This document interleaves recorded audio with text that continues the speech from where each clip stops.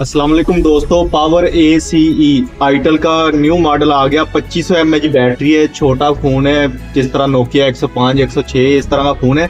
2500 mAh battery बहुत ज्यादा दी है इन्होंने। इसकी क्वालिफिकेशन की बात कर ले तो इसमें 2000 जो है इसमें नंबर आप सेव कर सकते हैं फोन के अंदर।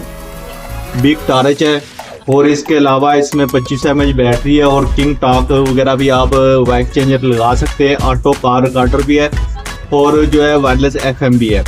तो इसकी अगर वारंटी की बात कर ले 12 महीने तो वारंटी है। और रेट की बात कर ले तो रेट इसका आपको 3200 से 3500 के अंडर राउंड आपको मिल जाएगा। ये मार्केट के अंदर स्लिम मोबाइल है, मार्केट के अंदर आया, ये आप यूज कर सकते हैं। एक दफा देख सकते हैं मार्केट में जाके कि इसका किस तरह का लुक नजर आ रही है।